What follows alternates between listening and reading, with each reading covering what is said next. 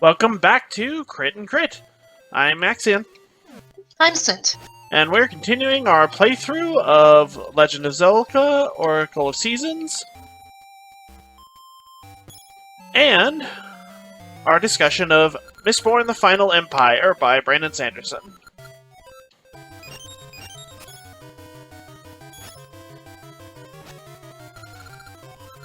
She stole your heart. Yeah, she does that.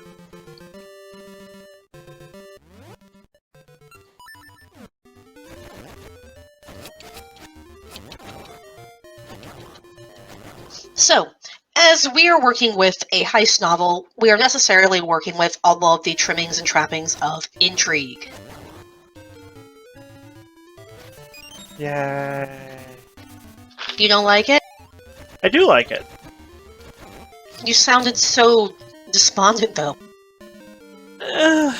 Not despondent, maybe tired? You don't find it intriguing? That was a bad pun even for you. I don't know how you didn't see it coming. I did. It really wasn't that well disguised. I did. I actually did see that one coming for once.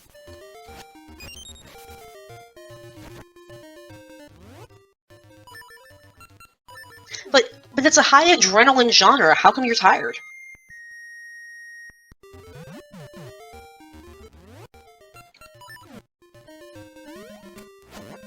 I'm mostly just tired because of real life, to be fair. But intrigue can get exhausting. There's a lot that goes on and a lot to keep track of. And the stakes are high. The slightest mistake means game over.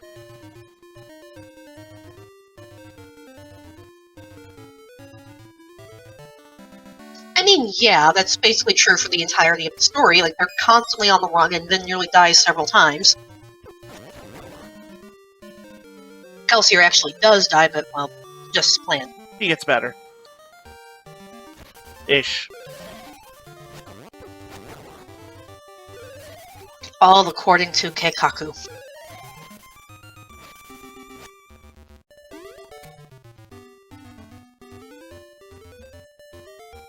Actually, there's a scary idea. Give Kelsier a death note. Let's not.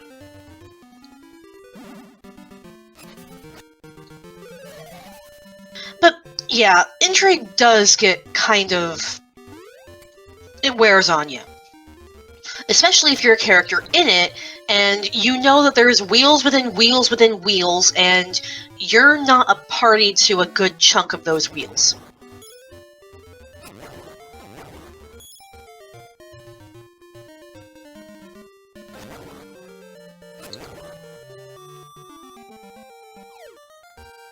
Which is probably something that Kelsier's friends have to deal with constantly. Because Kelsier is the kind of mastermind who doesn't share the full extent of his plans with his companions. And this basically ends up meaning, in the long run, that he just expects them to follow instructions.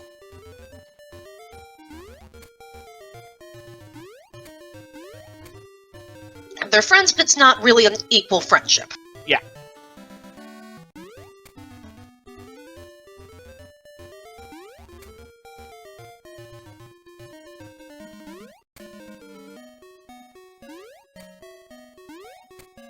So, then we look at Vin, who... she's been in a thieving guild her entire life, so she's kind of used to this. And, well, honestly, when we first meet her, she's part of a scam. With Cayman's crew. She's actually the one who points out, we are not presenting the right image. If you're desperate, you wouldn't be able to afford all of these finely dressed servants. So, yeah.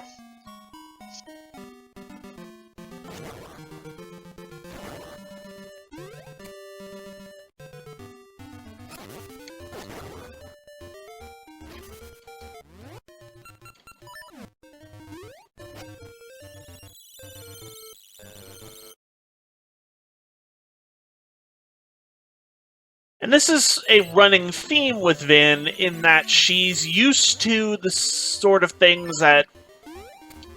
noticing this sort of thing and having to patch the holes, as it were.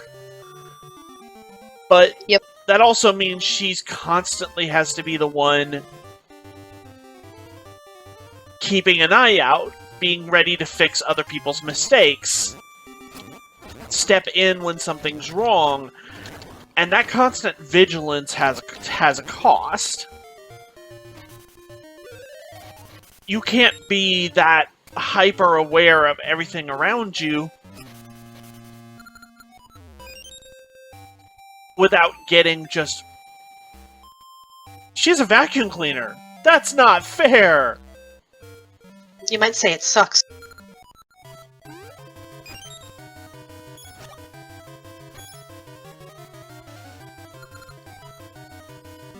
And yet I managed to get more than her.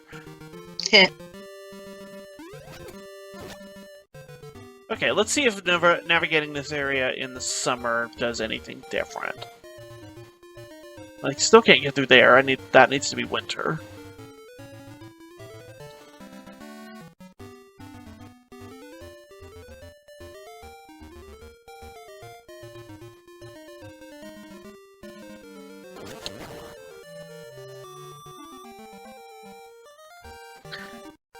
I don't know where to go.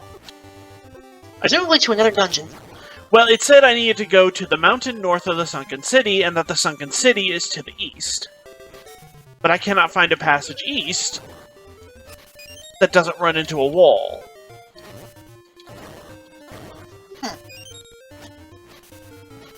And I don't know if I'm just doing it in the wrong season, or if I'm just not going the right way. I may have to pause to look this up if I can't find some advice back in town. We'll figure it out eventually. Yep. But, yeah. Kelsier is, once again, the impetus for this episode, because Kelsier has, like, 16 different plans going on, and only shares about 3 of them at any given time. As we've already mentioned. Like, chiefly, of course, we have his actual endgame plan, which is, I'm gonna die, and this conjure's gonna impersonate me so it looks like I've come back from the dead. Which, of course, he tells no one about, because then, you know, it would kind of take away from the surprise, which is necessary for pulling off the plan. But at the same time, it means it's kind of a jerk move for your entire friend group to be like, wow, we just watched you very violently get backhanded to death in public by the Lord Ruler. That's going to leave some trauma. Yep. There's little care for the well-being, the mental well-being of his team with...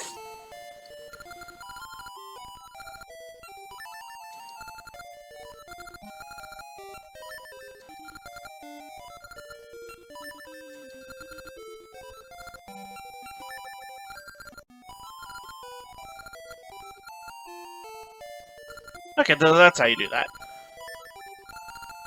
With, there's little care by Kelsier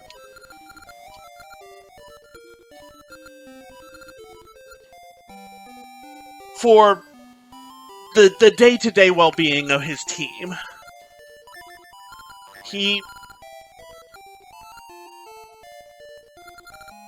He's so focused on the bigger picture that he pays little attention to the individual well-being of his party.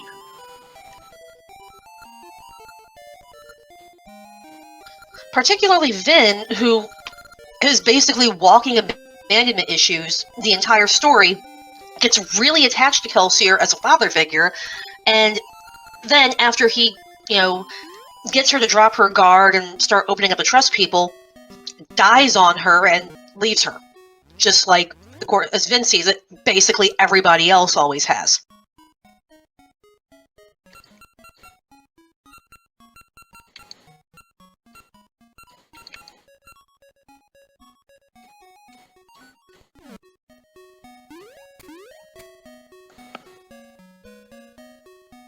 And I don't think Kelsier fully understands and to some degree doesn't care about such quote-unquote minor things as the mental well-being of his teammates, because that's small potatoes to him.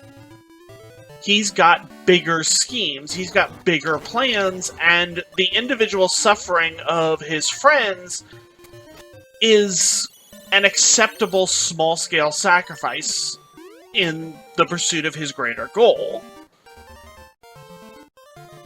At least to him. Which, of course, is not a great message to send to your friends. And it's completely understandable that as a result of this, there's multiple incidents in the story where something happens, Kelsier is either missing or has left no notice of what his next step in the plan is, or in the end, eventually when he dies... So that was completely pointless, because I can't swim yet. But I could have gotten here, even if I... Well, no, I would have needed it to be dry to bomb.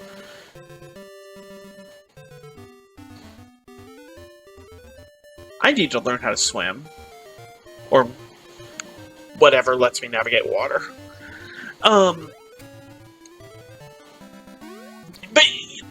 I'm kind of fumbling over my words here, but you see what I'm getting to, right? Kinda, yeah. Is there a better way to put this together than I'm clearly not managing? Well, Kelsier doesn't exactly have mental health, so why does he care about anybody else's? I mean, that's true, too.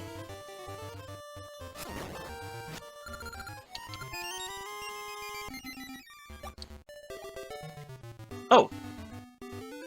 There we go. There's a path. I hope it's an actual path and not just a hidden little treasure room.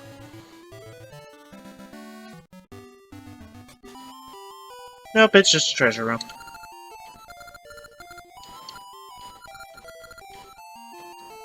I don't know what he's talking about. But, yeah, in a story like this, intrigue and planning and careful movements are absolutely necessary for everything to work out, but they still take an immense mental toll on everybody involved. Like, Vin especially, because she's got to be their double agent, and therefore keep track of everything about the plan while also pretending to be somebody else, and don't give away this information, but give away this information, and by the way, you shouldn't be falling in love with Ellen, while you absolutely are. And, yeah.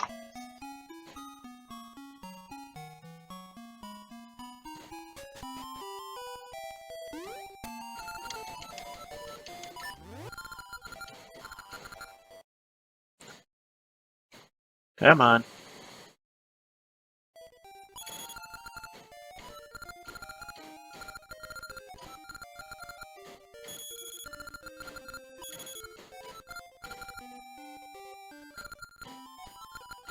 Is that how I swim? Maybe. Oh, that's how I get more run-ins with the witch.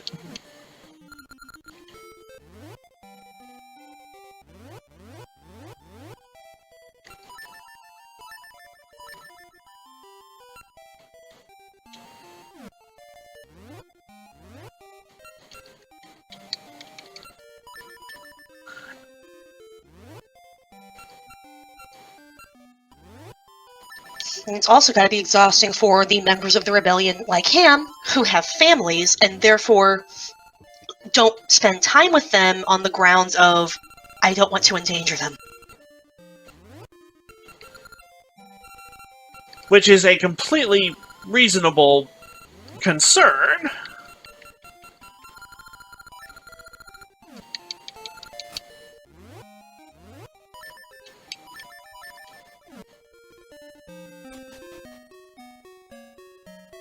When you have a dangerous situation like, say, a rebellion, that you're going to be constantly on edge with regarding the well-being of your family and friends, especially since the Lord Ruler has gone out of his way to show that he is willing to target complete innocents as well as affiliated persons to dissuade revolutionary ideas. It means that, and this is just common sense when it comes to being in any kind of countercultural movement, that the powers that be are going to use every effort. Okay, so that didn't do anything.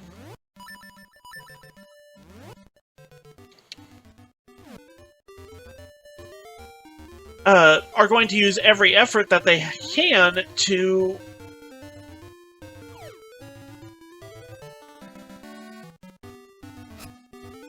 persuade people to not get involved in this kind of activity and to punish those who do. And for the kind of people that end up in that kind of position of power, it's very rare for them to have any kind of scruples against, in this case, harming someone's family.